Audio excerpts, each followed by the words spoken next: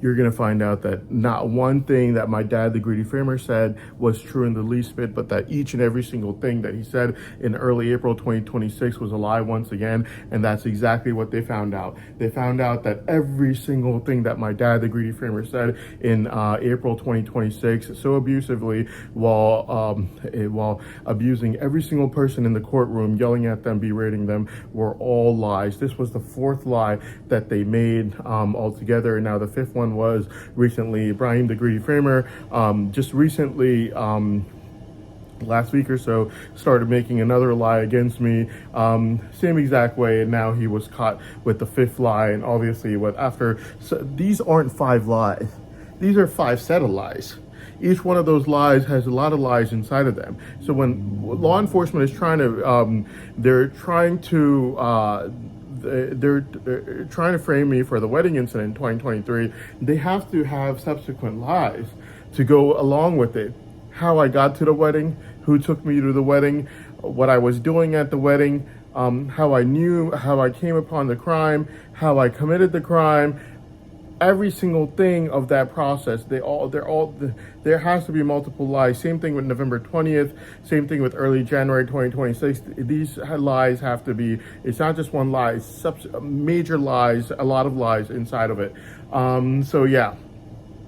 Basically, that is what happened. Now, the thing about it is, after the 5 lies, you have literally no one left. My dad, the greedy framer, his framer sisters, Ibrahim, the greedy framer, all caught as being complete total liars. They were trying to use people from my overseas pharmacy school to lie about me as well, but those were caught July 11th, 2026, when they got really desperate, and this was the second set of lies that they were making against me, even though the group chat was already found to be a lie from my overseas pharmacy school. They were still trying to make more lies against me, and so now those people are out as well. So now they have to go back to their Bushra Akhtar and Assad. So the thing about Bushra Akhtar and Assad is they might try to claim that things about me, but nothing that they're going to claim is going to make any sense, mainly just due to the fact that there is a huge difference between a child around whom someone could say anything even remotely considered bad around an adult who commits a crime. So there's a big difference between me as a child being watched, adult supervised by one of law enforcement's own BFFs, like Uncle Joey, and Uncle Joey saying something even remotely considered bad around me, and someone like, let's say, Assad committing a crime with Uncle Joey at a wedding. Okay, there's a big difference between the two things. So on the one hand, you have me as a child being adult supervised by someone like Uncle Joey, and Uncle Joey saying something bad around me as a child. That would be considered bad, but you have to look at the facts over here. First thing we're going to look at, was a child's mother there? No, she wasn't. She had already talked to law enforcement when I was an 11-year-old child, letting law enforcement know that she needed me adult supervised till I gained the slightest bit of mental maturity as a child, after which time she made a promise to law enforcement, letting them know that I would never be present in any settings even remotely considered bad ever again throughout my entire life. And her promise was fulfilled from that time till this very day today.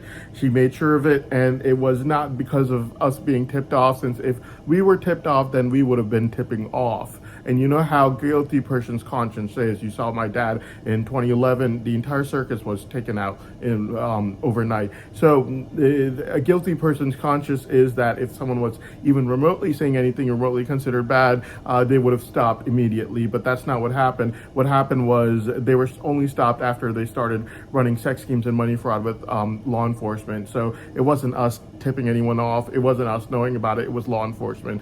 So basically, yeah. There's a huge difference between that child, around whom anyone like Uncle Joey could have said anything even remotely considered bad around that child, and a huge difference between that child whose mother has taken permission from law enforcement for that child to be in that setting, till that child could gain the slightest bit of mental maturity, and an adult in a setting. There's a huge difference between the two. The other thing that has to be looked at is who's liable in case anyone did say anything bad.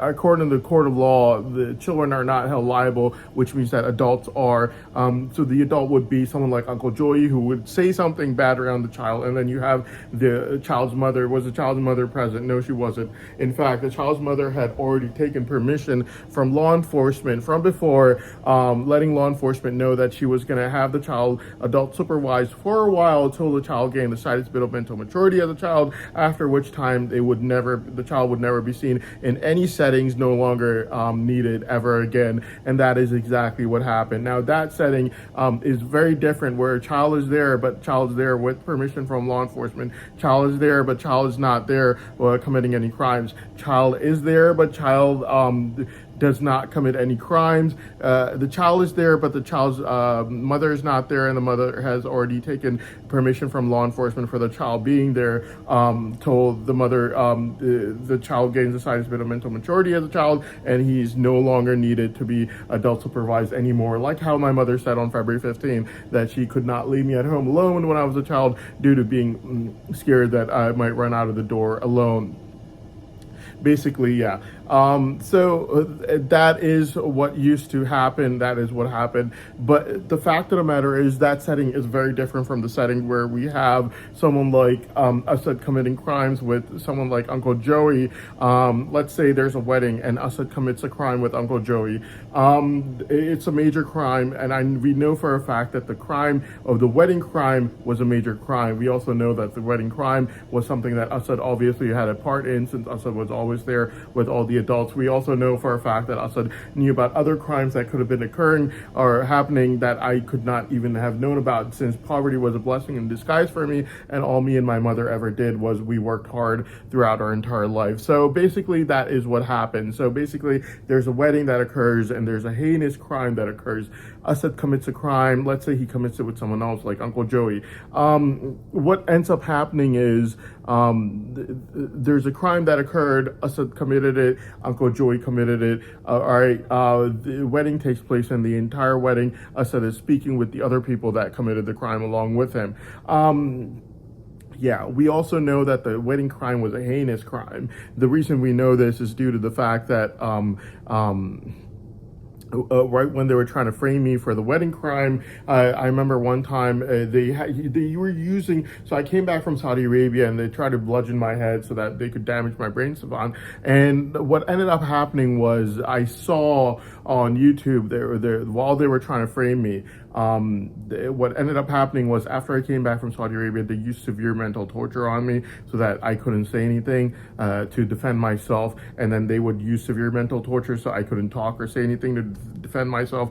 They would frame me for the wedding crime, then they use even severe mental torture on top of that so that I'd end up committing suicide, jumping off the cliff, or doing something crazy like that. That's what they were trying to do, and the entire reason was my brain savant. They were obsessed with my brain savant. What ended up happening was they didn't release the results for my brain savant. It was a 6-hour long test on August 9, 6 hours, August 9, 2022. And what ended up happening was they didn't release the results. They said we need time to analyze it. So they released it 8 months later in around April, May 2023. When they did release it, what ended up happening was I would go to like a Walmart, buy groceries, and there would be a really nice woman behind me trying to pay for my things, and law enforcement could not watch this anymore. They spent their entire lives being a bunch of losers who would beg older women for sex, like how it's occurring right now. I could show you my balcony, how badly they're getting rejected right now. I've already done that every day. Right now, I gotta finish with the video. So basically, yeah, law enforcement could not watch this. Like, a nice lady trying to pay for my things at a Walmart grocery store, law enforcement could not watch this. After 8 months, they finally did release the results of the 6-hour long brain savant test from August 9, 2022. They could not watch this. So what they ended up doing was they tried to bludgeon my head using their energy weapon tools, and They tried bludgeoning it and they tried to damage it. Now, the thing that happened was I ran over to Saudi Arabia because my Indian visa was taking too long. And while I was at the Indian consulate in DC, there was even a girl there in late April 2023 who knew about my brain savant. An hour drive from my house, which means that people were already being told about my brain savant around April 2023. But before then, they weren't told. So basically, and you have to also remember the fact that I haven't told anyone about it, not one soul. Not one person, not even whisper in their ears, mainly because obviously it's my lottery ticket. I'm not going to tell anyone until I cash it and put the money in my bank account. No one would be stupid enough to do that. So basically, what ended up happening is I went to Saudi Arabia. Now, when I came back from Saudi Arabia, the reason I went to Saudi Arabia is because they became really envious of my brain savant after releasing the results and seeing how people were reacting to it, finding out that I'm the new Rain Man. They became extremely envious. Not only Rain Man, I also have innovation and focusing. So Rain Man with innovation focusing. And I'm a fully functioning member of society, unlike a lot of the other autistic people. I mean, I'm not going to say anything bad about Kim Peek. He's a really nice guy, but yeah. I get 2 extra things that he doesn't have: innovation and focusing. Anyways, so basically I went over to Saudi Arabia, and when I came back from Saudi Arabia, they started using severe mental torture on me, and they wanted to frame me for the wedding incident. So they wanted to frame me for the wedding incident, and basically frame me for it and murder me for it. And so what ended up happening was they were using so much severe mental torture on me that I couldn't even talk or do anything. I would just lay in bed all day. So basically, yeah, what ended up happening was I would just check my YouTube every now and then, and like in my YouTube every now and then, one time I saw a video while what they would do is flash me with severe mental torture whenever I'd think about or see anything about any weddings. So I knew that the framing was going on about a wedding. They wanted to frame me and then quickly just murder me literally before anyone could ever see my brain savant perform out in the open ever. And so basically, what ended up happening was, while they were trying to frame me, I opened up YouTube and I saw a video. So everyone knew about this thing going on. It was like a sci-fi movie. Law enforcement's done absolutely nothing but run sex scenes with Uncle Joey's in-laws since 2001, provided him with protocol as if he's a sitting governor, run money fraud with everyone else, and their money fraud was ongoing till 2 months ago when the government had to forcefully stop it, So, and then this one kid gets found out with an extremely rare, profitable brain savant, and law enforcement uses these tools no one knows about to inhibit him from being able to study, because artificial intelligence did literally label it as the most rare and profitable in the world. Brain savants are extremely rare. Being autistic is rare. Brain savants even more rare.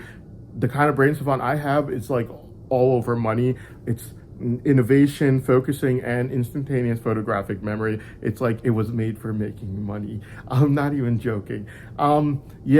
So it's like a sci-fi movie that everyone was watching it because they thought it was really interesting, but it was just everyone thought that 2023 was the end after it came back from Saudi Arabia, because they tried to frame me for the wedding incident and they thought that they had actually gotten me because they make it look really realistic. You got to remember, November 20th looked very realistic. After November 20th, no news anchor on CNN could smile on live TV for days afterwards.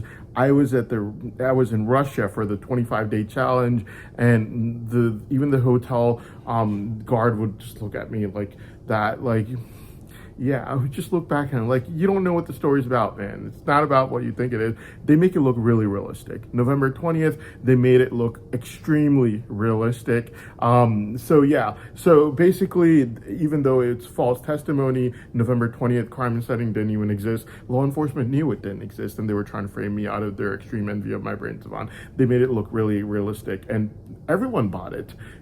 entire country of Russia bought it.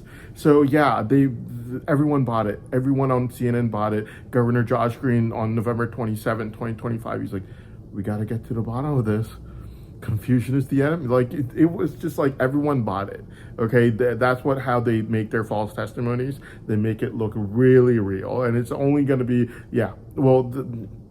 they make it look really real. So basically in 2023, while they were using severe mental torture on me, everyone knew that it was about my brain savant, and they were trying to lock it up and trying to frame me for something before it could ever be seen performing out in the open. And it's just like everyone was watching this sci-fi movie really closely, and it's just like in 2023, I remember I opened up my YouTube, and there was this one video of Kim Jong-un meeting with President Putin, but Kim Jong-un comes out and he's just like looking like that, like he's really frightened, terrified, like I did something crazy at a wedding. And President Putin was just like looking like, yeah, they got the kid really bad, he's dead now. And I remember watching that video, I closed it, I put my phone down, I'm like, I'm not the one who's dead, they are. Because when they get caught trying to frame me for this, if they do, I'm gonna tell everyone that they committed this crime, because they did.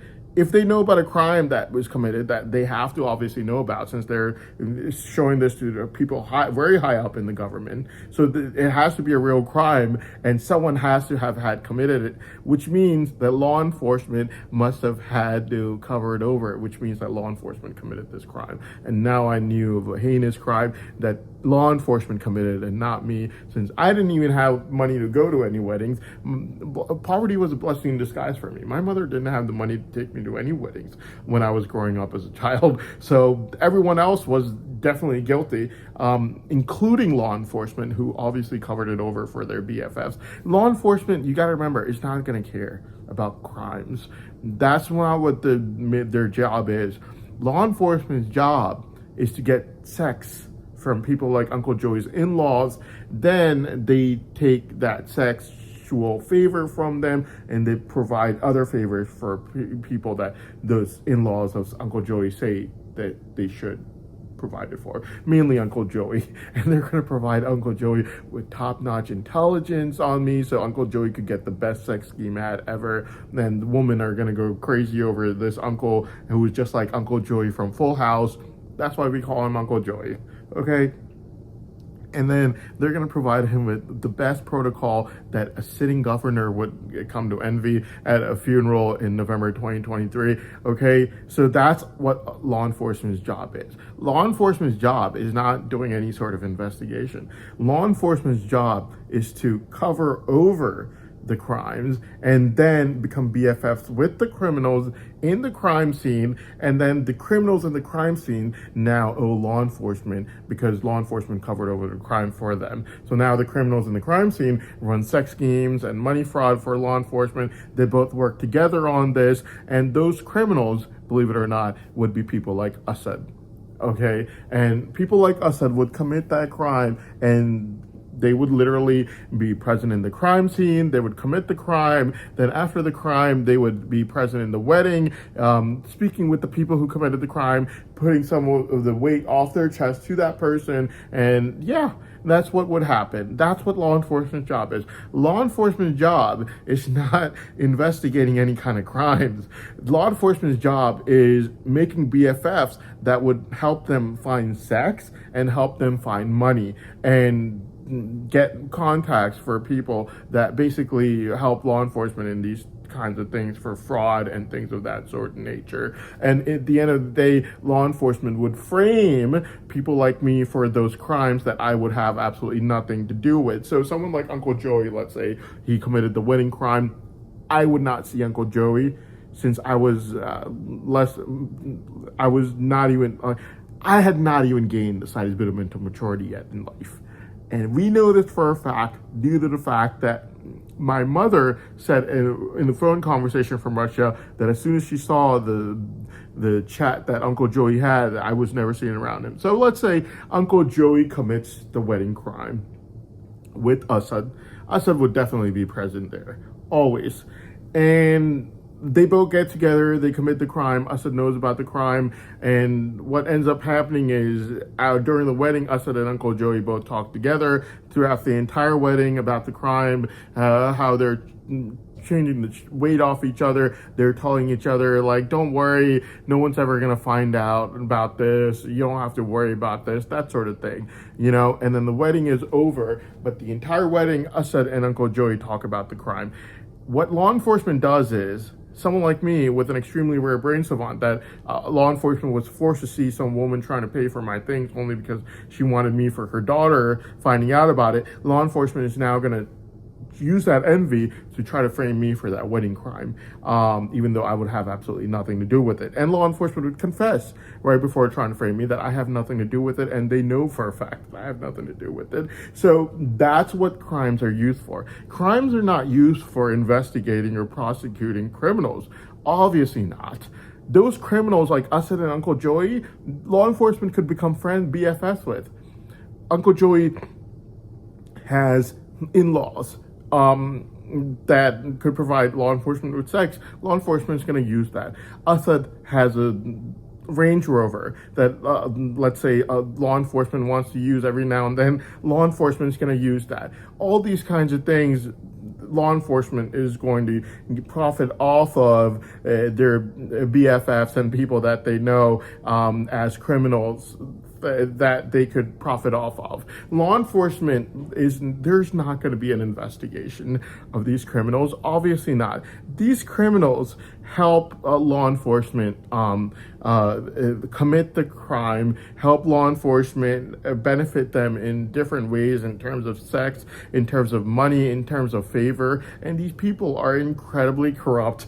Like someone like Assad would not only be present in the wedding incident committing the crime, someone like Assad would be present in Thailand having children from prostitutes in a place like Thailand, which is literally known as the prostitution capital of the world. Like anyone who goes there would definitely either go there because they're Thai and they have family living there, or they're going there because they want to go there for the prostitutes. Someone who literally goes there for the prostitutes, have children with the prostitutes, come back, is an incredibly corrupt person. Someone like Uncle Joey, who my mother's conversation would tell you from Russia, that he was caught with a really dirty chat online when I was a child, due to which the last time I saw Uncle Joey was when I was a child, after which time my mother told me, you look at the phone conversation yourself. My mother told me when I was a child, don't ever go near him, and I never did. Law enforcement harassed me all throughout my life saying, you got to go near Uncle Joey. I never did, because I knew what they wanted. They wanted me to run sex games for Uncle Joey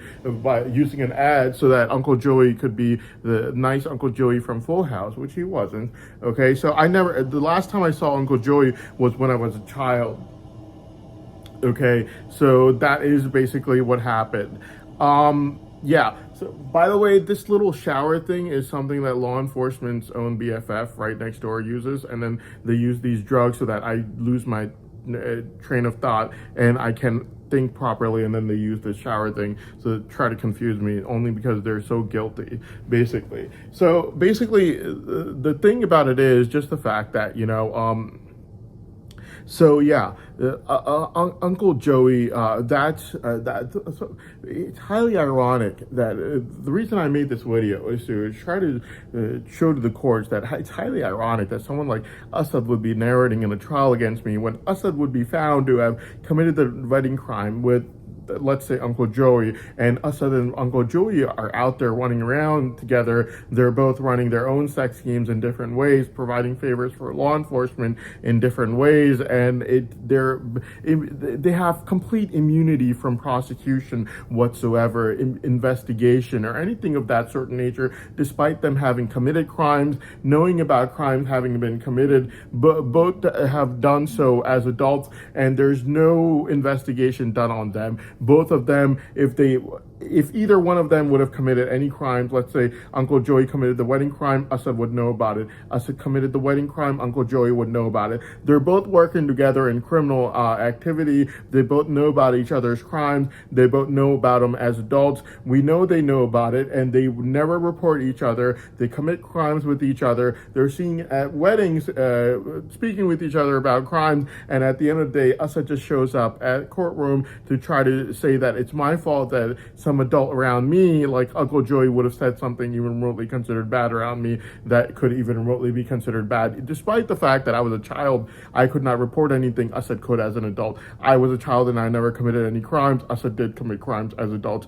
And I was a child whose mother had taken permission from law enforcement, letting them know that she was a single mother and she had to leave me behind with anyone willing to watch me for free. As a child, until I gained the slightest bit of mental maturity as a child, Assad was not a child being adult supervised by Uncle Joey or whomever he committed the wedding crime with. And he committed a crime, whereas I never did as a child. So basically, Assad is mainly the person who is the criminal. He committed it voluntarily. He did so as an adult. He knew what he was doing. He was there in that setting, voluntarily committing crime, knowing about it, and yet now he's trying to narrate against me in my trial, which is highly ironic in my opinion, is what I have to say.